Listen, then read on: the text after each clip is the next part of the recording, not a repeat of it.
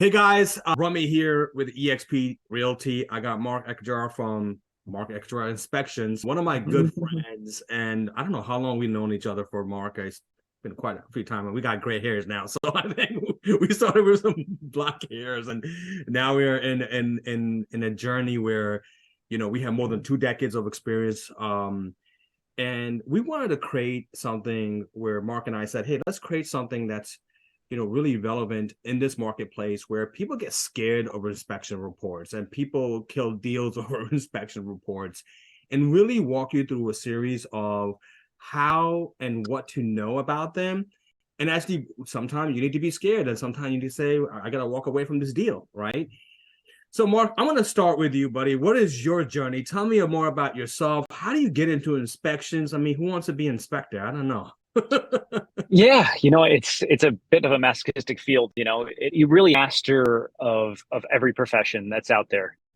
Every discipline, HVAC, plumbing, electrical, structure, roofing. You really have to be a master of every one in order to be a phenomenal inspector. Because our reflection is a reflection of you. And a client asks us something, we should know. Home inspection it's not cheap. So you really should get somebody that's very, very, very qualified and knowledgeable.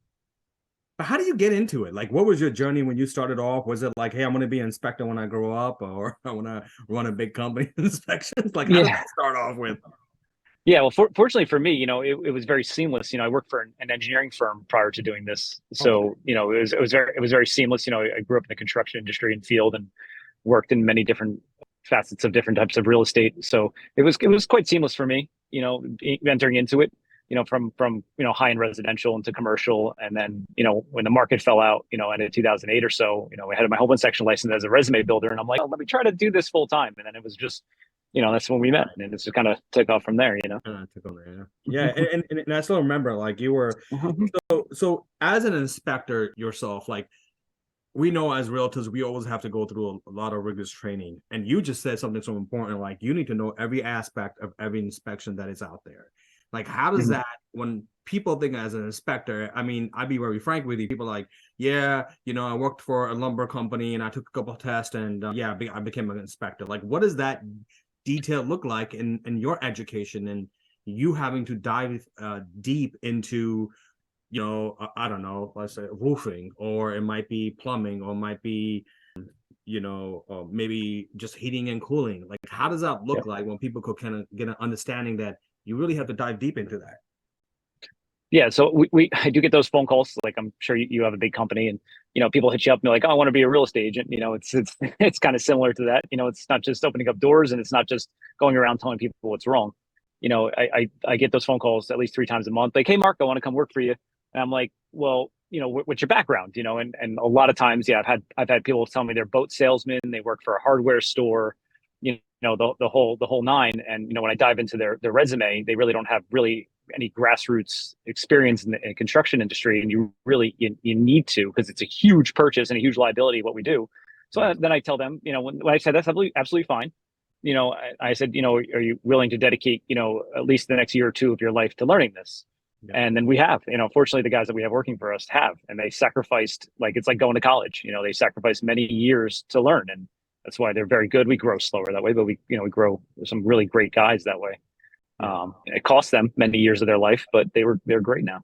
Yeah. So it's it's Mhm. it's with experience, education, and obviously, diving deep into what these terms are, what this might be, a new technology that's coming out there, and kind of being ahead of the game too as well, right? Yeah, yeah, absolutely. Yeah, it's when we go through and somebody asks us about, like, what kind of roof that is, I have to know what kind of roof that is. What kind of tile is that? It's that's makes it differentiates us from everybody else. I know every kind of tile that's ever been made ever. Right.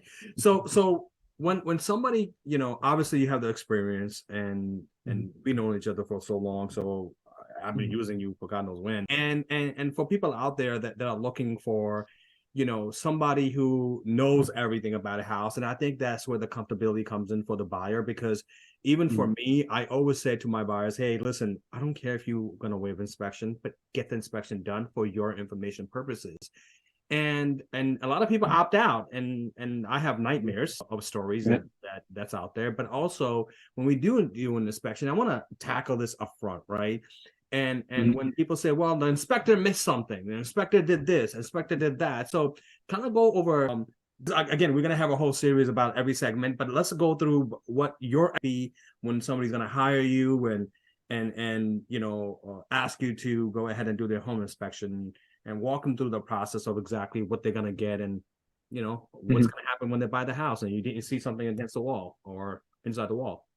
Yeah. That we get those too. We get those phone calls a couple times a year. Be like, oh, you didn't see that thing behind the wall? And I'm like, we're not that good. They're like, well, don't you have that device? And I'm like, what device? They're like, oh, that device you see behind the wall. And I'm like, that device doesn't exist. But if you find it, let me know. We'll go into business together. We'll make millions. We'll work for the CIA. We're gonna kill it, you and me. So if you find that device, let me know. So yeah, we do get that. We're not that good. We do speculate certain things, if we see cover-ups and things like that. But it's a visual analysis. We analyze the entire place top to bottom visually. We turn things on and off and look at things and look for things that we might perceive as being an issue. Toughest things, i.e., basement flooding and things like that, are very difficult to assess, especially these days with all the rains that we're having. Right. So really what you're doing is visual inspections of the house and what you see and what your expertise are. And then you're writing that down and letting the clients know that, hey, you need to get a expert roofer, foundation roofer, like engineer.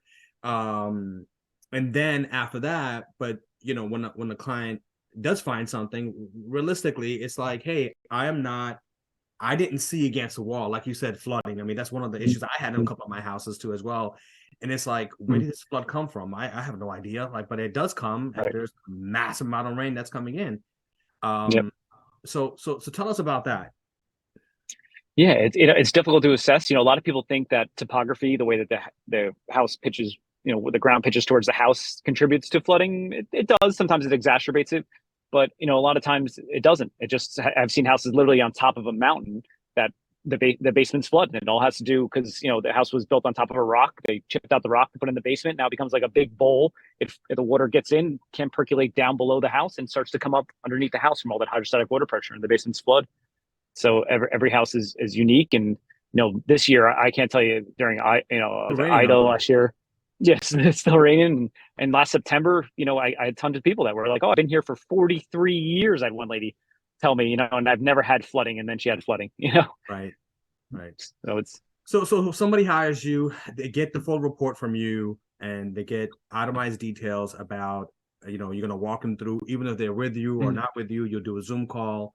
And then after that, they'll get a final walkthrough if they want that too as well, right? Yes. Yeah, absolutely.